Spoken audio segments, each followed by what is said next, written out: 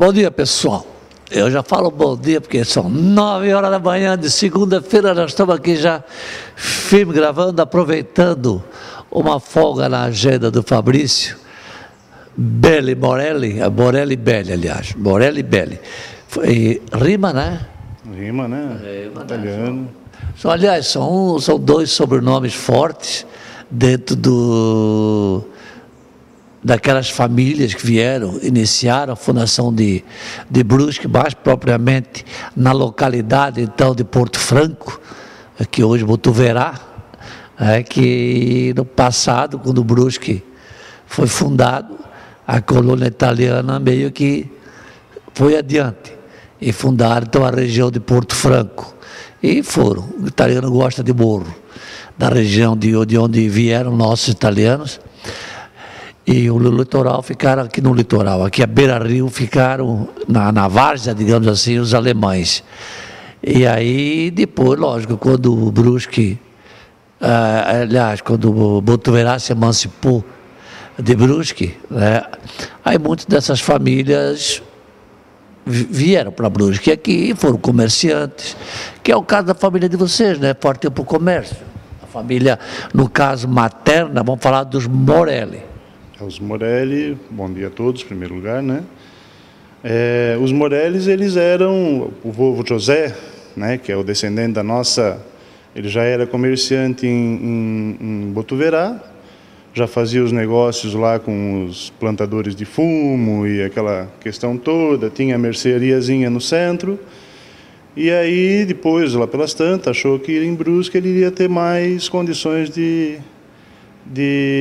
trabalho e de ganho, né? Sustento para a família, algumas facilidades que tinham em Brusque que em Botuverá não era possível. Mas aí veio para Brusque, montou loja, montou sociedade com parentes e tudo mais, e aqui se instalou e formou a família inteira aqui envolvida no comércio, né? Olha, o seu Zé, eu tenho uma lembrança muito boa dele. O seu Zé sempre foi um sujeito muito legal. E nós éramos, quando eu era menina, nós éramos vizinhos na casa dele, e ele sempre aquele jeitão de italiano, né? Italiano não arreganha dentro muito fácil, não. Apesar que você falador e tal, brinca, mas o seu Zé era bem conservador, era um homem muito, muito rígido, digamos assim, mas uma pessoa muito honesta, muito boa. Eu gostava dele, eu tive o prazer de conhecê-lo, bastante tempo de conversar com ele, depois começamos a gráfica, eu ia vender o bloquinho para ele na lojinha dele ali, na lojinha do Zé Morelli, e ele atuava no ramo têxtil, digamos assim, né, entre aspas, porque ele vendia, né, linhas, essas coisas, tecidos, essas coisas assim, uma loja pequena. Mas foi um pulo grande, ele lidava com... Na verdade, naquele tempo, como ele fazia ponte entre a zona rural, digamos assim, e a cidade, ele no final vendia de tudo, né? O pessoal encomendava com ele, que nem os comandóis ali também. É mais ou menos assim, Luciano. Eu tive pouco contato com o vô, mas as histórias que a gente escuta, assim, é que ele fazia tudo quanto era negócio, para tudo quanto era tipo de negócio, e não tinha tempo feio com ele também, não. Né? Buscava, trazia, a mãe conta que eles eram pequenos, na casa da avó tinha os piquetes lá na extrema do terreno, então chegava a carroça cheia de galinha e eles tinham que despenar, matar a galinha, limpar a galinha, e aí saíam os filhos homens, né? Saíam para vender aquelas galinhas e trazer um pouquinho mais de renda para dentro de casa. E o vô José incentivava isso tudo de uma forma que todos tinham que ajudar, todos tinham que colaborar e coisa e tal. Muitas vezes negociando, lógico, essa galinha não vinha de graça, ela tinha que ser negociada, alguém tinha que ir lá conversar, e a gente sabe que tinha ali o dedinho do vô que acabava, numa dessas visitas que ele fazia e tudo, já negociava lá, já acertava a compra, e quando chegava, como diz a mãe, era festa, né? Porque aí não tinha tempo para nada, era só para...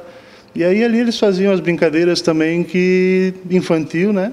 Que ajudava no crescimento e no desenvolvimento deles também.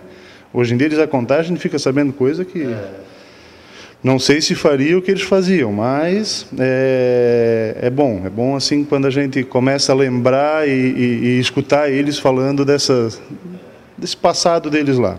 A avó vive ainda não? Não, não. A avó faleceu fazem... Meu Deus, faz tempo já. Eu acho que Foi antes do vô? O vô ficou vivo? não.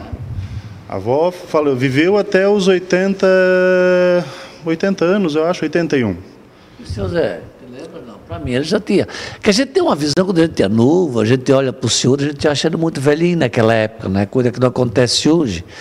Mas a impressão que eu tinha é que o senhor José também já tinha mais de 80 quando faleceu.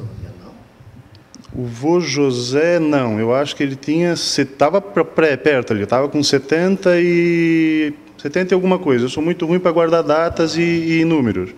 Mas era 70, ele era velhinho, né? Eu tinha 7 anos quando o vô faleceu. Então, tu vê, já fazem 29 anos isso. 30 anos. Mas pode ser porque... Mas o vô tinha... Se ele não tinha ali 74, 75, por ali assim, eu acho que ele estava... Era a idade quando ele faleceu. E agora era um homem magrinho alto, ele não era gordo não, era magrinho alto, bigodinho dele, seu Zé com o óculos dele assim, ele abria bem os olhos. Eu tenho a imagem dele perfeita na minha cabeça ainda, porque a gente tinha esse contato comercial. E às vezes eu ia lá na casa dele, que a gente ia, na época, quando a gente era menino, juntava as meninas, tudo, criança de 6 anos, 7 anos, a tua mãe tem mais ou menos a minha faixa etária, né? Então a gente tinha uma festinha, alguma coisa, a gente ia lá e tal, convidava aquela garotada da região da Pedro Werner, hoje Getúlio Vargas também, né? Getúlio Vargas e Pedro Werner. Fica ali a uma distância de um raio de 500 metros da casa de um e de outro. E é uma família também, tipo a do Vício Santos, aqui era um total, do seu José teve o quê? 10, 11 filhos?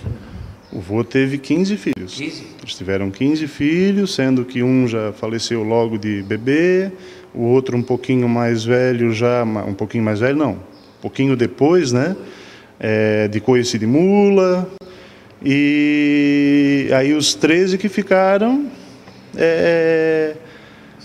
sobreviveram, né, e depois, com a idade e coisa, que foram deixando a gente aqui também, mas... Todos eles foram bem criados, todos eles foram bem educados, todos eles tiveram as suas oportunidades e souberam aproveitar a vida e as oportunidades. 3 homens ou 4 homens, quantos tem? Eu conhecia o Renato, que é mais novo dos homens. É mais novo. Depois tinha o Rogério, que é esse que estava na Austrália, né, que faleceu há pouco tempo também. E o aqui de Camboriú, que era E o Mário. O Mário Morelli. E teve outros homens, não? Os outros 2 que faleceram de criança eram... Um morreu de coice de mula. Na época era normal, né? Porque eles iam ajudar a puxar e coisa, e a mula veio e passou... A mula não veio, se ela deu coice, passou por trás dela... Passar ter feito alguma coisa que ela não gostou. A mula estava parada, vai lá dar o coice. Bem isso aí mesmo. Provavelmente, né? E o outro foi de doença, bem quando novo, aquelas doenças que davam aí, coisa que daí matava e não tinha como, não tinha recurso, né? Não sabia o que era, não. Então. Nós estamos falando, gente, de 60 anos atrás, 70 anos atrás, né? Ou seja, e as mulheres que ficaram, eram então 5 homens e 10 mulheres? 10 mulheres. Mulherada não? Mulherada, não era fácil. A tagarelice toda cheia, dedicada já pessoas, mas é assim, também ao mesmo tempo eu acho que não chegou a ficar as 10 mulheres dentro de casa, porque quando estava ali as últimas nascendo, as primeiras já estavam casando já, né? Que era o exemplo aí da tia Laíde, da tia Lourdes, a gente sabe, a mãe conta que quando eles eram pequenininhos, eles iam passar as férias da escola na casa ou da tia Lourdes, ou da tia Carmélia, ou da tia Marilda, da tia Laíde, quando era possível, né? Era mais longe também, porque a tia Laíde na época foi embora para São Paulo e não tinha essa disponibilidade para estar viajando, mas depois que ela veio para Brusque e coisa, então a alegria delas era quando podia ir lá na tia Laíde e passar um dia lá com ela, alguma coisa assim, apesar de ser casa próxima, mas eles não tinham essa habitual possibilidade, né? Se não me ocorre a memória, hoje, de todos esses 15, deve ter umas 8 pessoas ainda em vida. Luciano. Eu acho que é mais ou menos isso aí, não. Que tia já perdesse 2, né? Já foi a tia Carmélia. Não foi 2, não. Tem 8 mesmo. Só a mãe da Beth? Foi só a tia Carmélia, que é a mãe da Beth Luz, do Rodrigo, da Claudete, do Rubens, né? Foi jovem ainda. Essa foi a mais... uma das primeiras ali que deixou, também foi por causa de câncer na época e coisa, mas foi nova também. Mas está conosco ainda a maioria das mulheres ali ainda. Ficaram 9 ainda.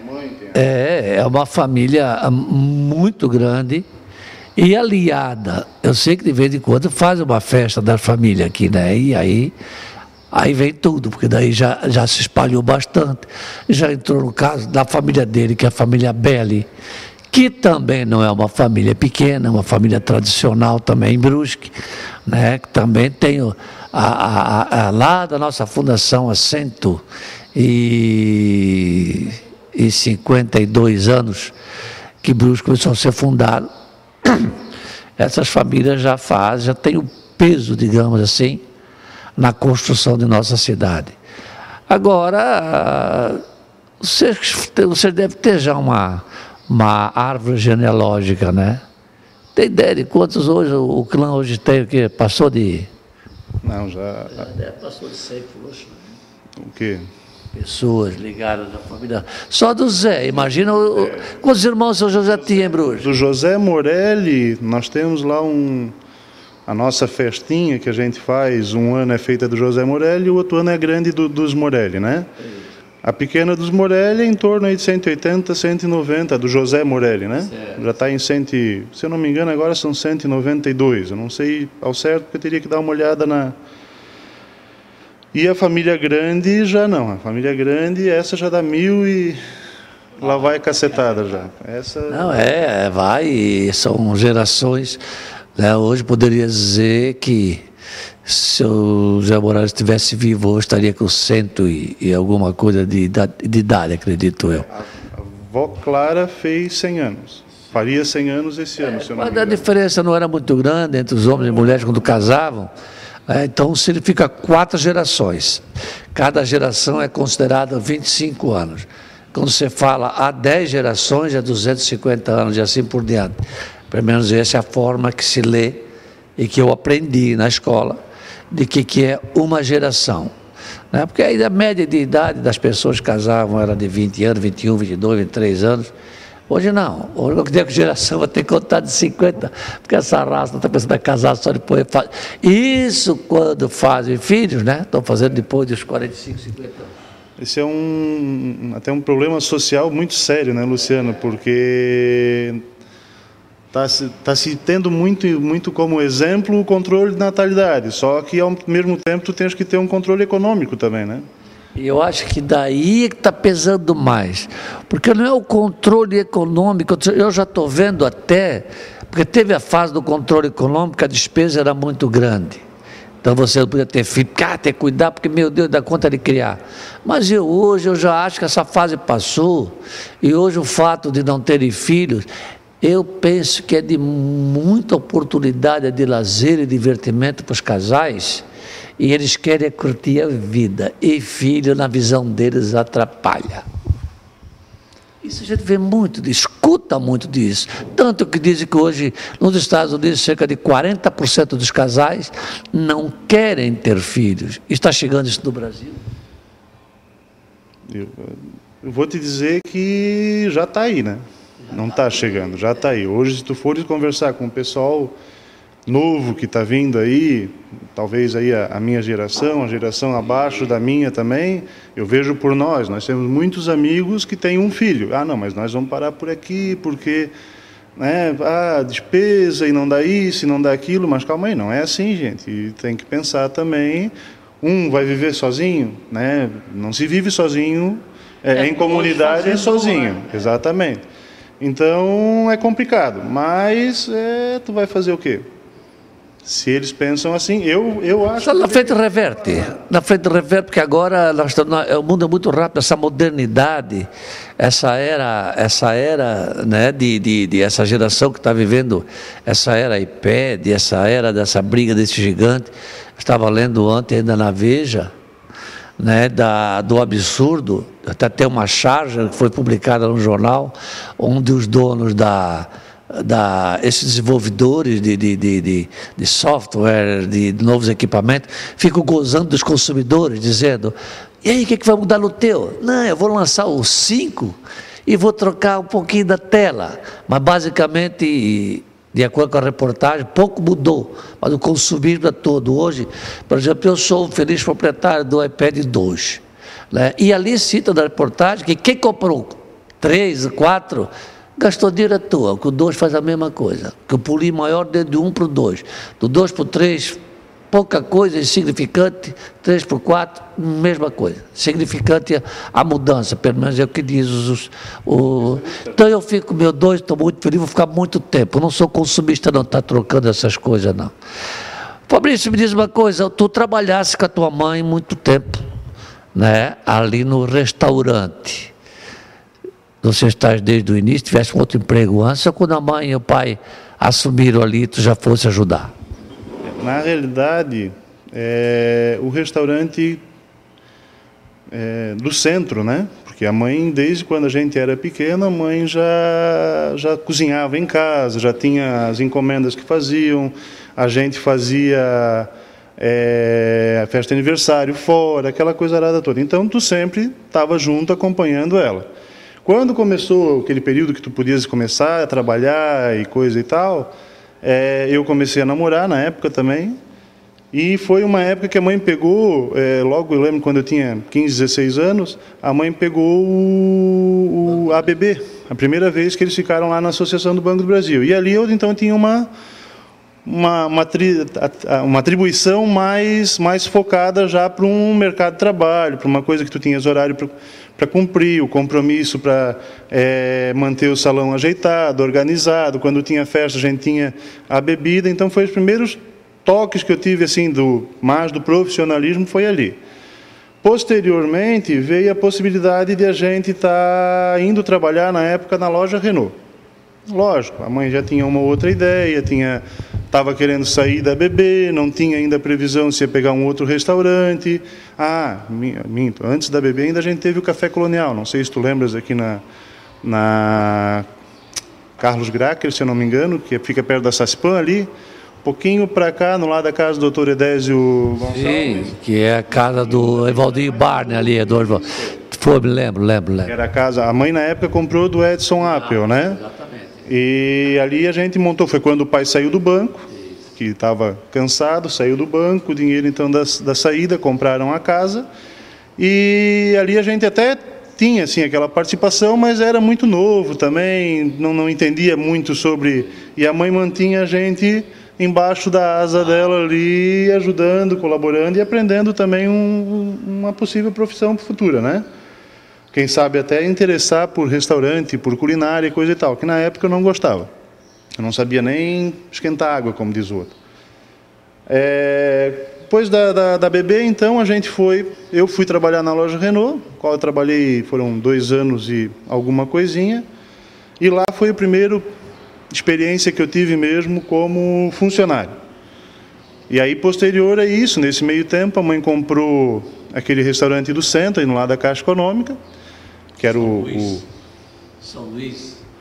Eu não lembro como é que era. O restaurante de São Luís, aquela cara feita, mas do ladinho da Caixa ali. Isso.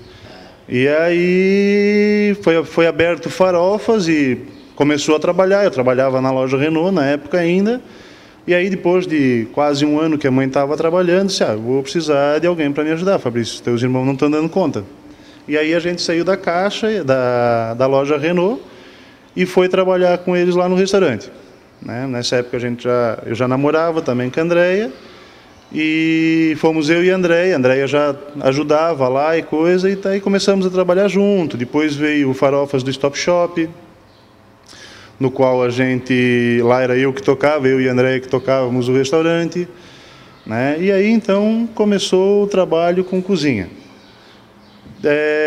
Depois eu também tive a lanchonete Amarelos, né? Não sei se tu vais lembrar, mas foi na época que a gente fez aquele curso de culinária junto com vocês lá com o chefe Siríaco, né? eu tinha na época a lanchonete, que eu queria ver alguma forma de estar melhorando um pouco o atendimento da lanchonete. Mas que depois também, por outros motivos, a gente veio a vender e não quisemos mais estar se envolvendo sozinho. A mãe na época também estava já com o refeitório da prefeitura, já tinha toda uma outra atividade, uma outra função que já estava desempenhando mais trabalho também, né? E aí acabamos saindo da lanchonete e fomos para o refeitório. Aí lá sim, lá é que eu botava a mão na massa e fazia as comidas e servia o pessoal e que tinha que fazer. Lá aprendeu de fato a cozinhar lá. Então lá já dominou aquele princípio básico, né? Ou seja, da culinária. Do preparo, do corte, dos caldos, das coisas, que tinha que adiantar, afinal de contas eram quantidades grandes, né? Então você tinha que se organizar. E essa logística aí, poucas pessoas sabem fazer, não é fácil não? Não era, e vou te dizer que não foi fácil, tu consegui, ainda tinha muita coisa que a gente fazia que a mãe deixava prontinha lá num papelzinho, pendurado na parede, ó, é tantos quilos disso, é tantos quilos daquilo, pede para eles cortar meia caixa de tomate, e assim tu ias pegando as medidas e fazendo. Depois, no final, não. No final, ela só deixava o cardápio e a gente conseguia tocar a cozinha. Nessa época eu tocava contigo e teus irmãos todos? Lá em cima, não. Lá em cima só trabalhava, da família era só eu.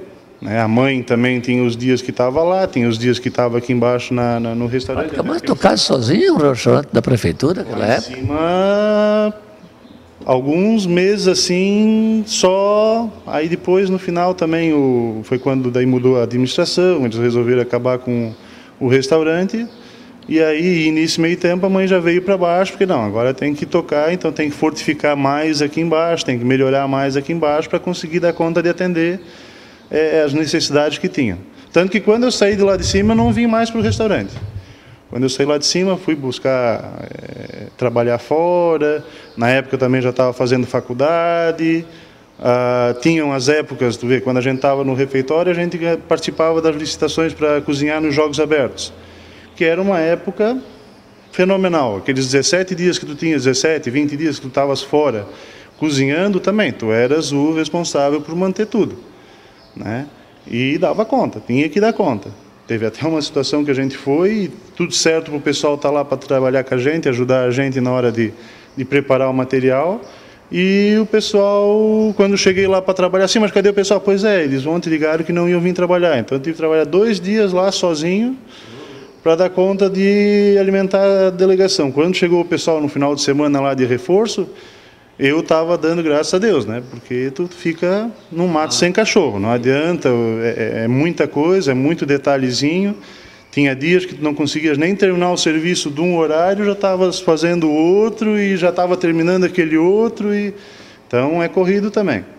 Mas aí depois, quando fechou o refeitório, já na época da faculdade, foi um período que daí eu aproveitei para fazer alguns estágios também, para daí conhecer um pouco mais de parte financeira, parte de organização, que o meu intuito era estar tocando o restaurante do pai e da mãe futuramente. Foi esse o objetivo que eu fui para a faculdade, né?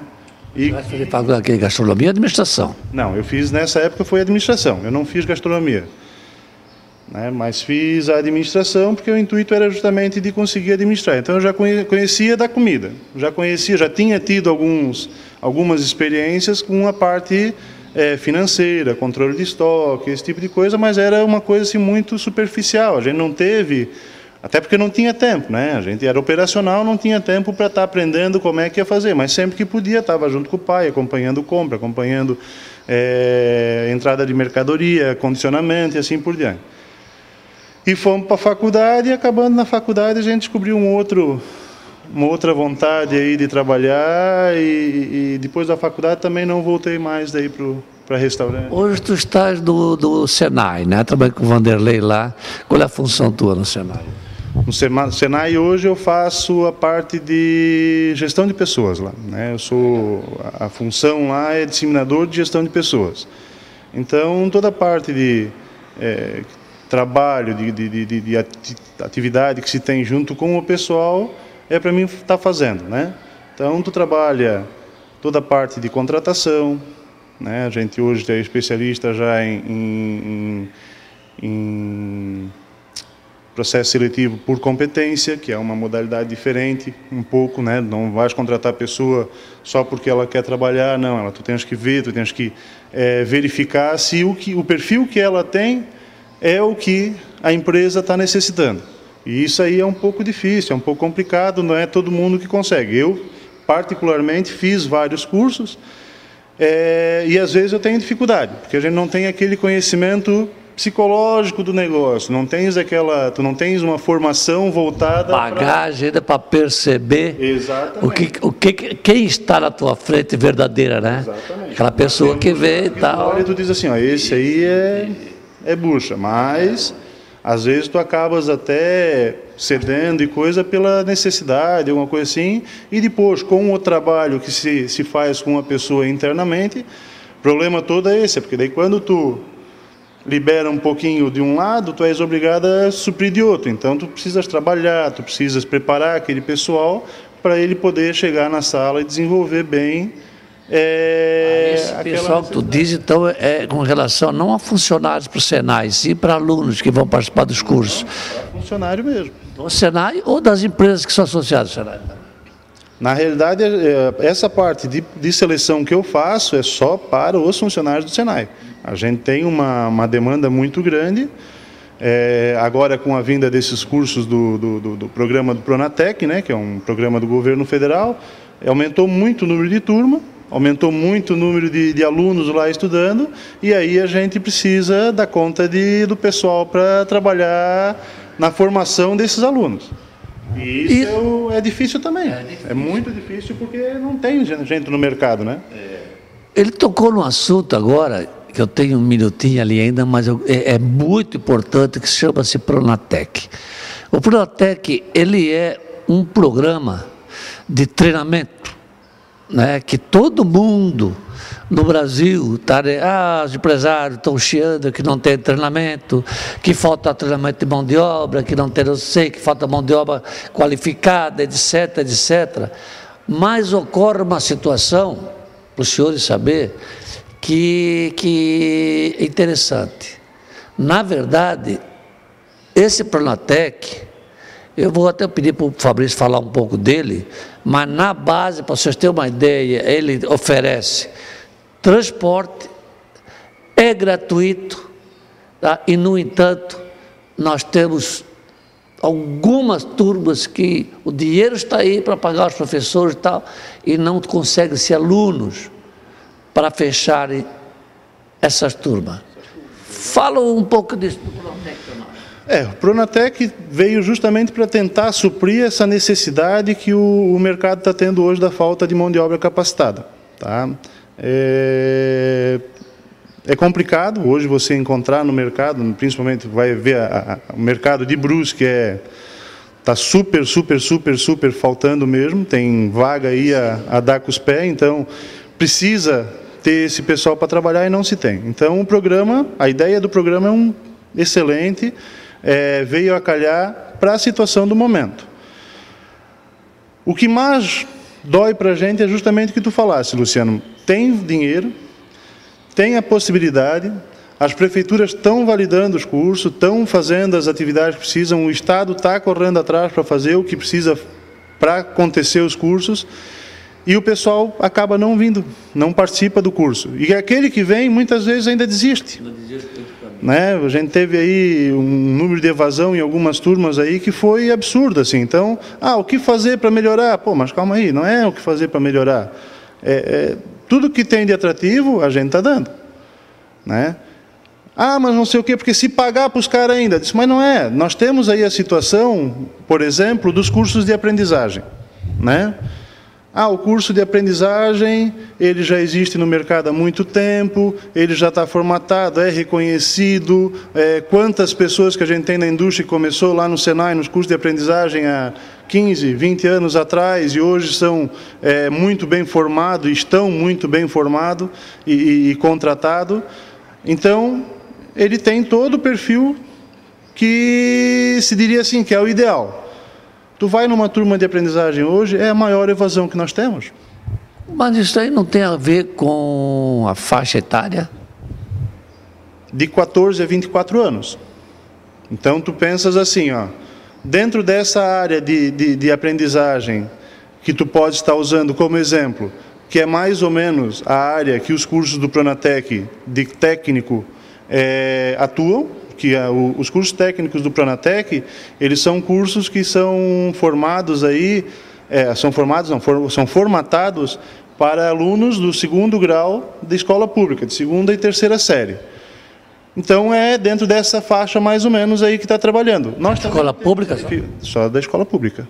Escola privada não pode. A escola privada, o Pronatec não contempla. Né? Aí existe para esse... Né? O problema é assim, mas e se eu me formei na escola pública? A gente tem muita procura nesse sentido também, que são pessoas que não têm assim, uma disponibilidade financeira para estar fazendo um curso, que gostaria de estar fazendo e não conseguem fazer em função disso, o curso técnico em si, porque eles não estão estudando atualmente. Né? Então, talvez deveria estar se pensando nessa possibilidade, não só quem está estudando, mas quem se formou, concluiu o 2º grau, também está disponibilizando essa possibilidade. Talvez seria uma gama um pouco maior. Essa pessoa já está com um pouquinho mais ajuizada, já amadureceu um pouco. Agora, o problema todo que eu queria chegar é esse aí. O que está faltando para a nossa gurizada para estar estudando é justamente o que o Luciano falou. Está faltando a maturidade. Eles não estão preparados para chegar lá, estudar, aprender, se desenvolver, criar um bom nível de trabalho. E como é que vai ser lá na frente? Ele não está interessado nisso. Mas tu sabes me dizer se esse programa está sendo levado nas escolas públicas, através da associação de pais, as diretoras estão reunindo os pais para uma palestra, para ouvir ou para explicar sobre o que é o Pronatec, para eles incentivarem seus filhos, para eles obrigarem os filhos aí mesmo a participar. Porque eu penso o seguinte, que aí é a grande briga que tem no Brasil da má formação. Né? Os nossos IDBs, assim, essas gente que medem a qualificação da nossa escola pública são uma desgraça. Muita gente se orgulha, nossa está 6.4, devia ter vergonha de falar um troço desse. Nós devíamos ter esse IDB no 8, 9, e não temos no Brasil ninguém com isso, escola pública. Então, eu tenho a impressão que uma forma, eu acho que o grande problema que está aí, justamente na minha opinião, está dentro da escola pública. Ela deveria ser a grande motivadora, tanto para os alunos, para essa criança de 8, 9, 10 anos, já saber o que pode esperar para ela na frente. Olha, quando vocês acabaram o 2º grau, existe o Senai, você pode formar em computação, em técnico têxtil, e não sei o que, etc. Aí a grade é grande, porque é permitido montar o curso de acordo com a procura. Se houver uma procura grande de um determinado segmento, você pode montar, o governo permita. Mas eu vejo que o grande culpado de tudo, eu vi na CIBS a discussão, eu, sem conhecer a fundo, eu responsabilizo diretamente a orientação nas escolas públicas, sejam elas sobre a jurisdição da prefeitura, sejam elas a jurisdição do Estado. Falta aí diretor de colégio e diretora de colégio para saber mais a fundo desse programa, ir no Senai e levar isso para a Associação de Pais e Professores das Escolas. Eu tenho quase certeza que o negócio está ali. O Senai, a gente tem lá o pessoal que trabalha direto na coordenação, tá, o Luciano, eles fazem esse trabalho. Né? A gente entra em contato com as escolas, quando chega próximo aí a estar fazendo as inscrições, só que, lógico, é um trabalho que é focado para os períodos de inscrição. Se tu me disseres, mas para isso não era interessante fazer alguma coisa antes, tem plena convicção. É uma questão de saber que existe, que vai ter um momento. Mas se faz, a coordenação, né? Vai lá, o Osmarildo, o João, o Chico, e vão lá nas escolas e fazem a apresentação do programa. O que é, falam de cada curso que está se apresentando, qual é que vai ser a função que o cara vai fazer, o que ele vai desempenhar, como é que ele vai poder progredir futuramente tendo esse curso. Mas ele vai na sala de aulas ou ele vai conversar com o professor? Ele vai conversar em reunião de pais e professores, ele vai conversar com reunião de coordenação, ele vai conversar com quem que a coordenação e a direção da escola disponibilizar. Eles estiveram agora, faz uns 15 dias, eles estiveram indo justamente nas reuniões de pais e professores. Então tem aquelas reuniões que os pais fazem com os professores e coisa e tal, e eles ganharam lá 1 hora para explanar sobre o assunto dentro das reuniões. Então teve lá a agenda com várias escolas que foi visitada e tudo mais. É legal? É legal. Só que é lógico, é como tu fala, se não partir de dentro da escola, de incentivar, se não partir de dentro... Tem que acreditar, não é só entendeu? naquele ano que vai ser o ano de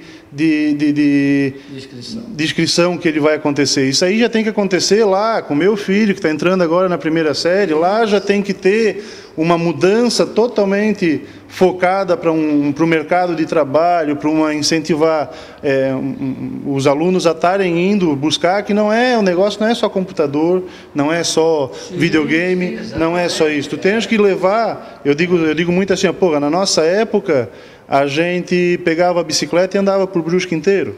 Hoje em dia, as bicicletas andam por Brusque inteiro, né? Na garupa dos carros dos pais, em qualquer lugar, mas tu não vê mais a gurizada passeando, tu não vê mais a gurizada subindo morro, descendo morro, né? Porque o meu filho não pode fazer isso, porque o meu filho não pode... Isso tudo aí o pai também já está ajudando um pouquinho os alunos a não querer coisa pesada. Na verdade, está havendo um isolamento, né? Os tal de Facebook, essas coisas. As pessoas, como diz, já tem gente conversando com o irmão no outro quarto, eu conheço uma pessoa assim, conversa com o irmão no outro quarto pelo Facebook, ou pelo Twitter, lá sei eu, essas coisas aí. É verdade, gente. Bom, olha, é um assunto realmente que eu queria, no momento apropriado, né, trazer a secretária de Educação, né, pelo menos a do Estado, a do município a gente consegue, que é a dona Gleuza Lucy Fischer. Do Estado, vamos ver se conseguimos, apesar de eu não acreditar em Secretaria Regional, não acredito mesmo, como está sendo feito, para mim isso é uma grande balela.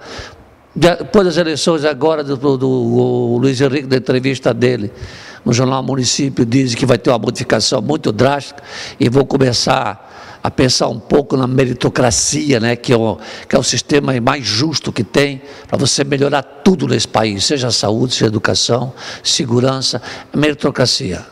Mereceu, ganha, não mereceu, não paga pouco, até pode pedir a conta e ir embora, porque se está lá encostado, não, tem gente que só porque tem estabilidade se encosta, mata ele no salário baixo, esses encostados, deixa pedir a conta depois, ou senão morre da fome. Mas enfim, gente, é um assunto realmente que isso que eu toquei, porque eu vi isso do Vanderlei na associação empresarial, e ele justamente reclamando disso. De graça transporte, de graça o estudo de alta qualidade e não tem aluno. Então depois as pessoas falam na mídia, muito empresário fala e falam que não sabe.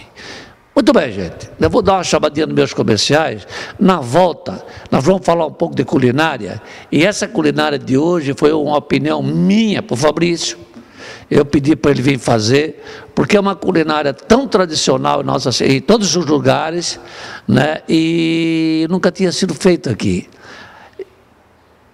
Mas deixa, depois do comercial eu faço um comentáriozinho sobre isso, né, porque afinal de contas eu tenho compromisso com meus patrocinadores aí, tanto o meu amigo da Tubos Pereira, o Ademir, quanto o Roberto. Aliás, quarta-feira eu fui convidado agora, né, fui no lançamento do Onix, que é o novo lançamento da Chevrolet, que vem a substituir o Corsa. Corsa não, é o Corsa. E como sempre, né, a Auvel, ela tem essa dinâmica, eles fazem isso, né, coisa que a gente poderia esperar das outras concessionárias também, e não o fazem, depois reclamam.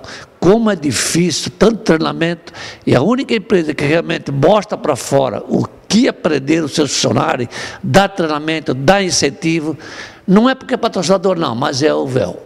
Né? As demais, tantas que vieram aí, mas você visita, olha, gente, parece que se esconde da gente, porque não é comigo, é com fulano, não sei quem, tem que ver, é uma desgraça, mas a gente espera que com essas críticas nossas aqui, a coisa possa mudar. É começar a dar nome daqui a um pouco também, para ver se os caras acendem, né? Afinal de contas, a concorrência é boa em qualquer lugar, por isso que eu procuro ser melhor que meus concorrentes. Não sei se estou conseguindo. Também nunca vou saber. Vocês é que julgam, depende de onde vocês estão sintonizados. Um minutinho, eu volto já para nós começar a tratar de culinária, gente.